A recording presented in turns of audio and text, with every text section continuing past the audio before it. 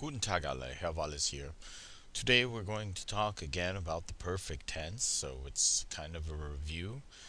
We have, by this point, I think several videos over the formation of past participles and how to use the perfect tense, so this will be just sort of a recap of those videos. The first thing we're going to focus in on is when to use haben or sein as the helping verb in the perfect tense. In English, when you form the perfect tense, you have a helping verb, which is always have, and then the past participle. But in German, the helping verb can change. It can be a form of sein, whether that be bin, bist, ist, sind, seid, in the present tense, or in the past tense, war, warst, waren. And it can be a form of the or a conjugation of the verb haben.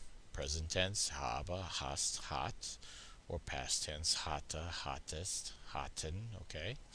So the first thing we look at is when we're going to use sein. So because if you can learn the verbs for when, or rules for when the helping verb in the perfect tense is going to be sein, if it doesn't follow into these rules, or if the verb you're looking at doesn't fall into these rules, then it's going to use haben as the helping verb.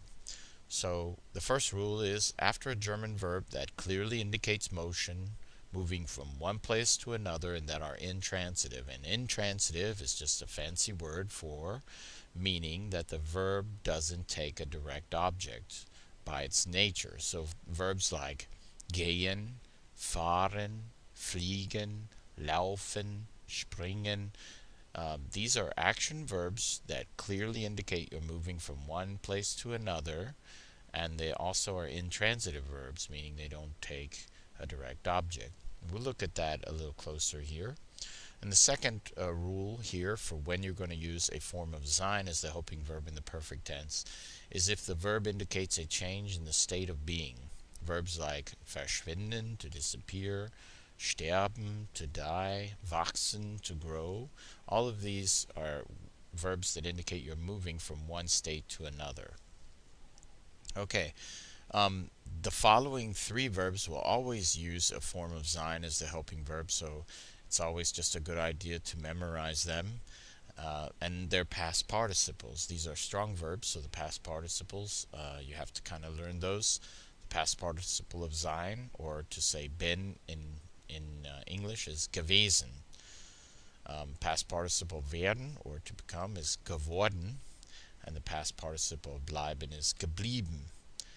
Alright, so here I have a list of past participles of German verbs, and I've written in English what they mean.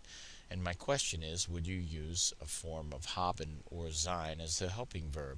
And we're going to go through these, and hopefully this will help clarify those first two rules that I have mentioned earlier.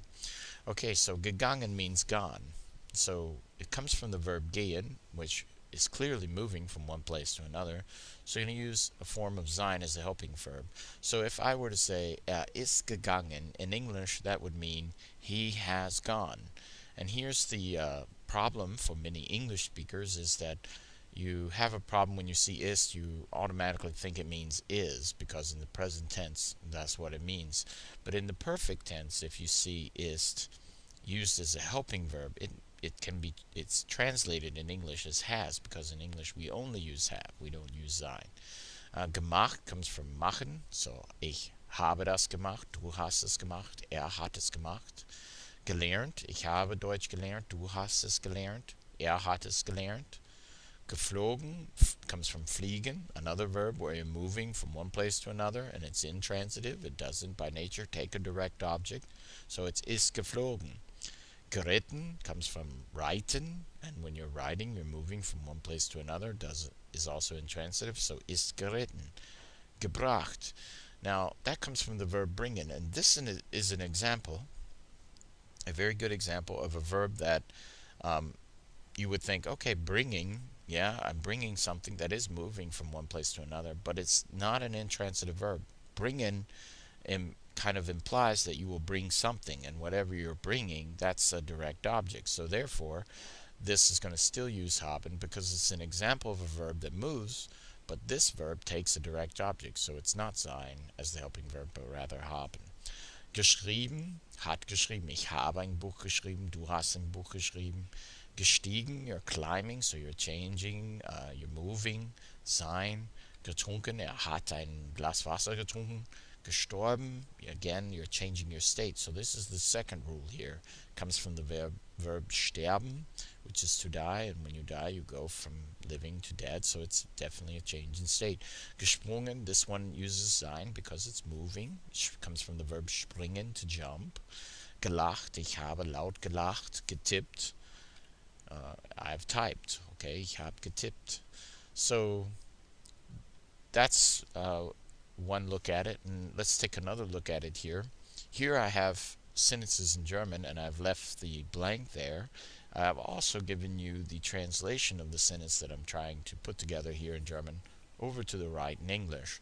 So if I want to say I've flown to Germany, the question is, in English, the helping verb is always have or has.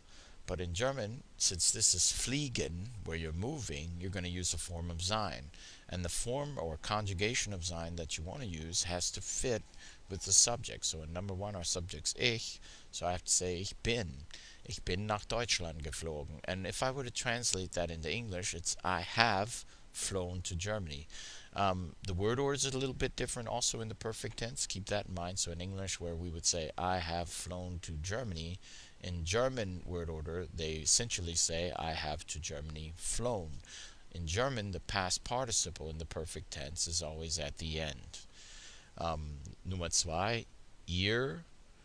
We have to use the verb helfen, so that's going to use haben. Ihr habt uns geholfen. Have you read this book? We're reading, so we're going to use haben as the helping verb. Hast du dieses Buch gelesen? The next one, gestorben, comes from sterben, to die. When you die, you're changing your state. You're going from living to dead, so that's going to use a form of sein. So it's not hat letztes Jahr gestorben, it's ist letztes Jahr gestorben. Geworden, become, so when you're becoming sick, you're going from healthy to sick, you're changing your state. Wir sind krank geworden. I had to conjugate the verb sein, the helping verb sein, to fit the subject. Du hast mich nicht gesehen. Wo seid ihr gegangen? Gehen comes, you're moving. Okay, so it's going to use sein as a helping verb. Laufen, to run, so you're running, you're definitely moving from one place to another. So sein, ist durch die Stadt gelaufen. Hast du heute gearbeitet? Und ich bin nie da gewesen. I have never been there. Ich bin nie da gewesen. Okay, so now we'll go from German to English, and I'll give you a second, or you can stop actually the video here and do it, and restart it if you want then to check your work. But I'll go ahead and start. Du bist nicht schnell gelaufen means you have not run fast. So this is where I was talking about laufen, running, so you're going to use sein, which is bist. But when you translate this into English, we don't say you are not run fast. We have to say you have not run fast. So ist letztes Jahr gestorben. He has died last year. Bist du nach Deutschland geflogen? Have you flown to Germany? Ist krank geworden. He has become sick. Und ich hab's nicht gemacht, or ich hab das nicht gemacht. I have not done that. You could also say, ich hab das nicht getan. Okay, so now we'll go, probably the hardest for many is from English to German. And we're going to work just with the perfect tense here. So the verb to become is werden. The past participle of that is geworden. And that's going to use sein as the helping verb. So bist du müde geworden? Where have you been? Start off with the question word wo. And the past participle of sein is gewesen, which means been. And it always uses a form of sein as the helping verb. So wo bist du gewesen? She has gone to Atlanta, comes from gehen, moving, so using sein. Sie ist nach Atlanta gegangen. I have not seen the money. Ich habe das Geld nicht gesehen. It has disappeared. Es ist verschwunden. Okay, it's disappearing, so it's change of state, so we use sein. Mein Vater ist gestorben. Okay, in English, my father has died. A few more examples here. Have you flown to Germany? Bist du nach Deutschland geflogen?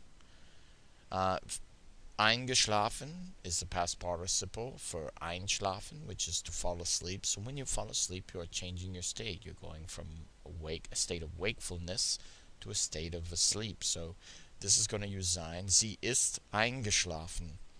I have not been there. Ich bin nicht da gewesen. And what has she done? Was hat sie gemacht oder was hat sie getan? Okay, so that was a brief overview.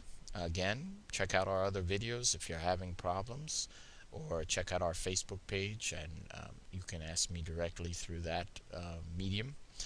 Vielen Dank für das Zuschauen und auf Wiedersehen.